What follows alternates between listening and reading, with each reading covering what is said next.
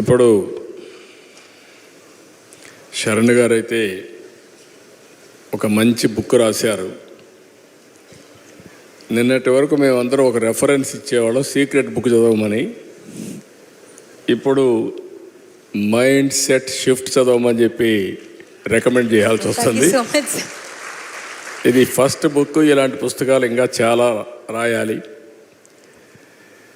ఇక్కడ నేను మీ అందరికీ విజ్ఞప్తి చేసేది ఏంటి, ఉండేవాళ్ళకే కాకుండా రాష్ట్రంలో కానీ దేశంలో ఉండే ప్రజలందరికీ విజ్ఞప్తి చేసేది,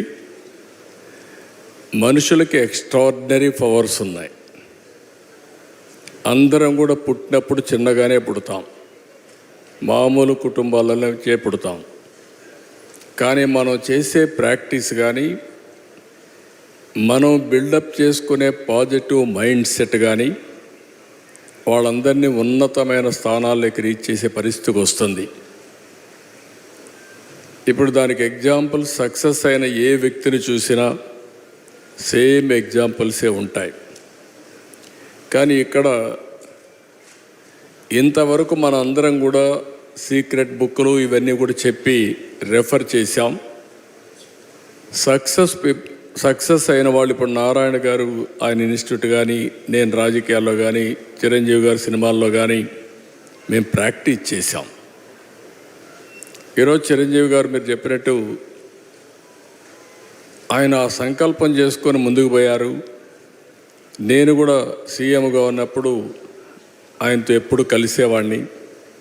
కలిసినప్పుడు ఆయనలో ఒక ఆలోచన, అప్పట్లోనే నేను సమైక్య ఆంధ్రప్రదేశ్ సీఎంగా ఉన్నప్పుడు నేను బ్లడ్ బ్యాంక్ పెడతాను, మీరు నాకు కొంత స్థలం ఇస్తే అంటే, సామాజిక సేవ కోసం సినిమా యాక్టర్లు మామూలుగా సామాజిక సేవ కోసం ఆలోచించరు.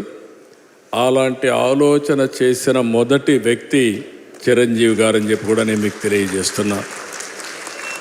అలాంటి ఆలోచనతో ముందుకొచ్చారు.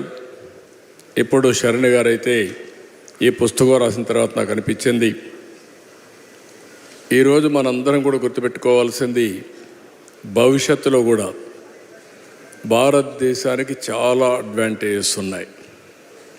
దానికి కారణం మీరు ఒకసారి చూస్తే 91లో ఆర్థిక సంస్కరణలు రావడం, 94, 95 ఆ ప్రాంతంలో ఐటీ ఎవాల్వ్ కావడం, ఫస్ట్ మోర్ అడ్వాంటేజ్ మనం తీసుకోవడం.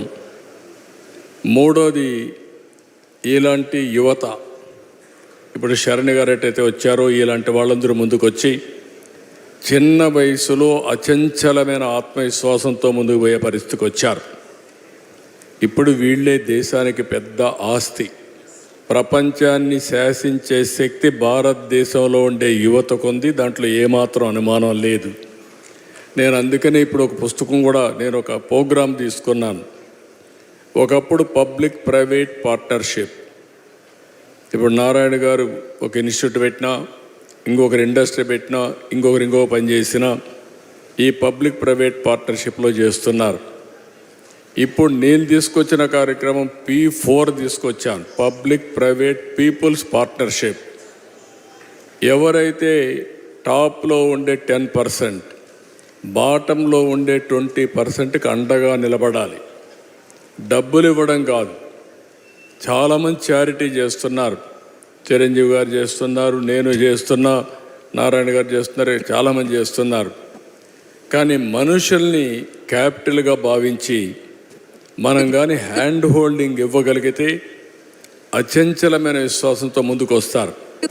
ఈరోజు ఒక మాటలో చెప్పాలంటే, శరణ్ గారు కూడా చేసే ఈ ప్రజాసేవ, నేను ఇది సర్వీస్కి అని చెప్తున్నా, ప్రజల్ని మోటివేట్ చేయడం, విద్యార్థుల్ని మోటివేట్ చేయడం కూడా ఒక గొప్ప కార్యక్రమం అని చెప్పి కూడా నేను మీకు తెలియజేస్తున్నా. భవిష్యత్ అసెట్స్ని తయారు చేస్తున్నారు.